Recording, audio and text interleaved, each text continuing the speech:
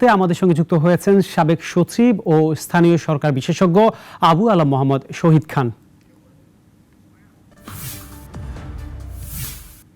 জি sir, আপনি সংসদ ভেঙে দেওয়ার পর অপসারণ করা হলো সব মেয়র এবং জেলা ও উপজেলা চেয়ারম্যানকে। এই অবস্থায় প্রশাসক নিয়োগ করে দায়িত্ব পালন কতটা স্বস্তিদায়ক হবে বলে আপনি মনে করেন? ধন্যবাদ আপনাকে। যেহেতু সংসদ ভেঙে গিয়েছে এবং একটু আগে আলোচনা হলো যে আমাদের নির্বাচনগুলো কেমন হয়েছিল, তো সেই কারণে অনেকের অভিযোগ এবং অনেকের ক্ষুব্ধতা আছে এবং কেউ কেউ পালিয়ে গিয়েছেন, কেউ কেউ অফিস করছেন না। তো এই অফিসগুলো তো চালু রাখতে হবে। বর্তমানে এছাড়া আর অন্য কোনো পথ আর সরকারের কাছে খোলা ছিল না এবং সেই জন্যই প্রশাসক নিয়োগ করা হয়েছে এবং প্রশাসকরা তাদের দায়িত্ব পালন করবেন। আমি প্রত্যাশা করি যে তারা তাদের দায়িত্ব নিষ্ঠার সাথে পালন করবেন এবং প্রমাণ করবেন যে তারা জনগণের কল্যাণে, জনগণের সেবায় নিয়োজিত আছেন এবং ভবিষ্যতে থাকবেন। স্থানীয় প্রতিনিধি ছাড়া দেশকে ঢেলে সাজানো কি সম্ভব হবে? কতদিন পর নির্বাচন দেওয়া উচিত বলে মনে করেন আপনি? দেখেন, এই অন্তর্বর্তীকালীন সরকার গঠনের মাত্র কয়েকদিন হয়েছে, এখনো খুব বেশি দিন পার হয়নি।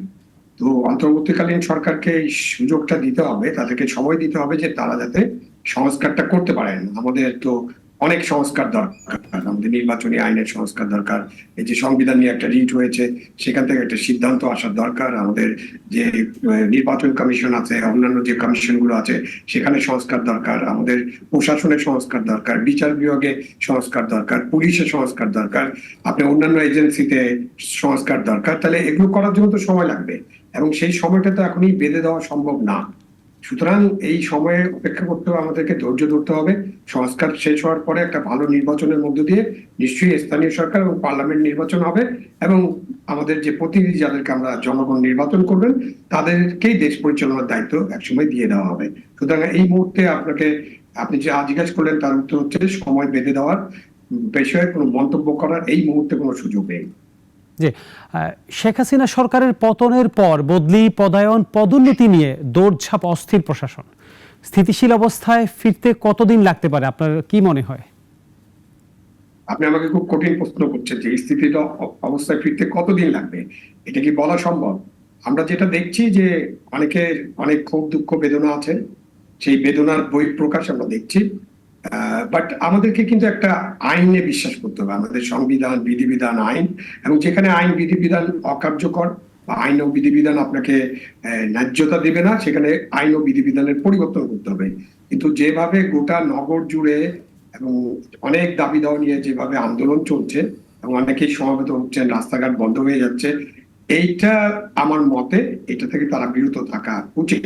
এবং তারা যেটা করতে পারেন, তাদের যে ক্ষোভ, দুঃখ, বেদনার বিষয়গুলো তারা লিখিত আকারে উপদেষ্টা পরিষদের কাছে দিতে পারেন অথবা অন্য কোনো কর্তৃপক্ষ যাকে তারা উপযুক্ত মনে করেন তাদেরকে দিতে পারেন এবং তাদের এই এই যে আবেদন, সেই আবেদন নিয়ে সরকার একটা কমিশন করতে পারে অথবা একটা কমিটি করতে পারে অথবা সরকার নিজেই তাদের সবাই বসে আলোচনা করে একটা ব্যবস্থা নিতে পারে।